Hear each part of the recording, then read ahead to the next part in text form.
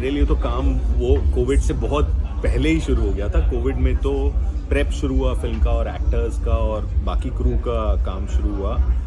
मैं इस फिल्म को लिखना करीब 2016 में शुरू किया था। तो 2016 से मैं और ईशानी बैनर्जी जो मेरी को राइटर है, हम दोनों ने पहले ये आइडिया डिस्कस करना शुरू किया और उसके बाद करीब 1.5 साल हमें रिसर्च करते हुए लगा, क्योंकि हम बहुत ऑनेस्टली इस दुनिया के बारे में ज़्यादा जानते नहीं थे। और हालांकि आप जिन किरदारों के साथ काम करते हैं उनको लिखना at the end of the day इतना मुश्किल नहीं होता, क्योंकि अगर आप भी उनके बारे में एक इंसान की तरह ही सोच रहे हैं तो आप भी इंसान हैं। At the end of the day her character वो कुछ भी करता हो इंसान ही होता है, लेकिन फिर भी कॉन्टेक्स्ट फिल्म का समझना बहुत ज़रूरी था। तो हमने बहुत सारे जर्नलिस्ट से बात करी, बहुत सारे पुलिस वालों से, कुछ अंडरवर्ल्ड वाले लोगों से बात करी और जिस दुनिया को हम दर्शाना चाह रहे थे उसको पहले समझने की कोशिश करी।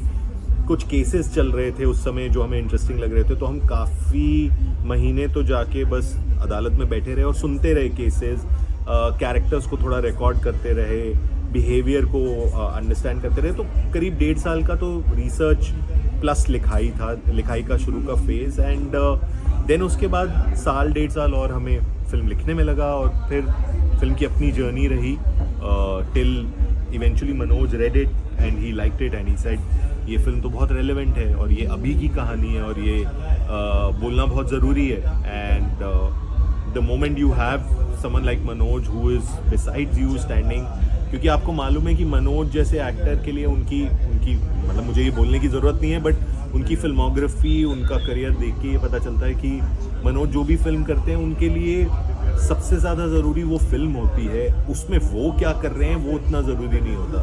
ही is completely devoted to the film that he is doing. तो पहला जो बहुत बड़ा पिलर था इस फिल्म का वो मनोज थे, जिन्होंने हाँ बोला और बोला ये करते हैं, ये बनानी चाहिए। उसके बाद Ronnie Screwvala who decided to produce it and stood by the film through thick and thin. He is the second biggest pillar, and of course then the rest of the crew, everybody coming together and saying कि ये film हमको बनानी है और ये इसी तरह बनानी है, इसी सच्चाई से बनानी है, और देखना है कि लोग इसमें जो हम अपनी फीलिंग्स डाल रहे हैं, अपनी भावनाएं डाल रहे हैं, वो उन तक पहुंच रही हैं या नहीं, वो इसके बारे में क्या सोचते हैं, क्या फील करते हैं। That's the last leg of the journey that I am looking forward to now. So इस जर्नी में बहुत सारे सेटबैक्स भी देखने पड़े होंगे आपको, बहुत सारी मुश्किलें आई होंगी। So can you discuss about those few? देखिए, हर फिल्म बनानी बहुत मुश्किल होती है। I am sure her film maker के लिए, कोई भी बड़ी फिल्म बना रहा हो, छोटी फिल्म बना रहा हो, मीडियम फिल्म बना रहा हो, आप जैसी भी फिल्म बना रहे हैं, फिल्म में मुश्किलें तो आती हैं।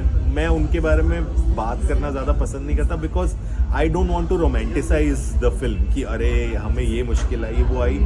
ठीक है, मुश्किल आई, हमें मालूम ही था कि मुश्किल आएगी कुछ हद तक, क्योंकि हमने कोविड सेकेंड वेव में शूट करना शुरू किया था और it's a fully location film, it's not, there is no set, there is nothing.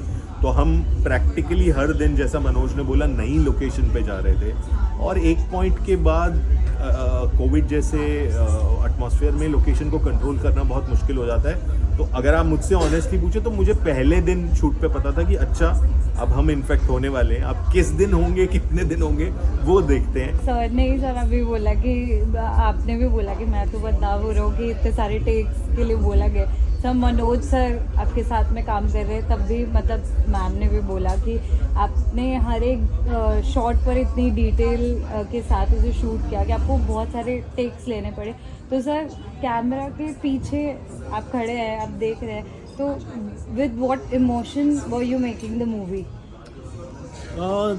देखिए, मैं शुरू से इस फिल्म में इंटरेस्टेड इसलिए था क्योंकि मुझे ये चीज़ बहुत अजीब लगती थी अपने बारे में कि मैं इतना ज़्यादा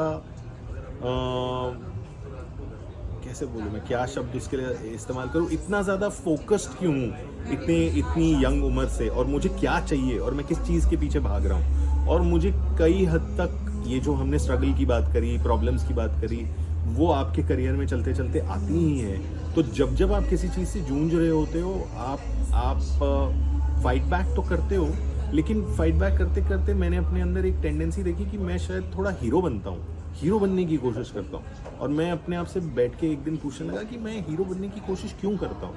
हर कोई तो मैं अपने सामने नहीं देखता हूँ जो जो ऐसा ऐसा करता है। तो मेरे अंदर ये क्या इम्पल्स है कि मुझे कुछ एक्स्ट्रा करना है। तो मुझे वो थॉट बहुत इंटरेस्टिंग लगा और वहाँ से मैंने और ईशानी ने ये बात करनी शुरू करी कि कुछ लोग ऐसा क्यों करते हैं। क्या किसी चीज़ की कमी होती है जिसे वो पूरा करने की कोशिश कर रहे होते हैं? Is it class related?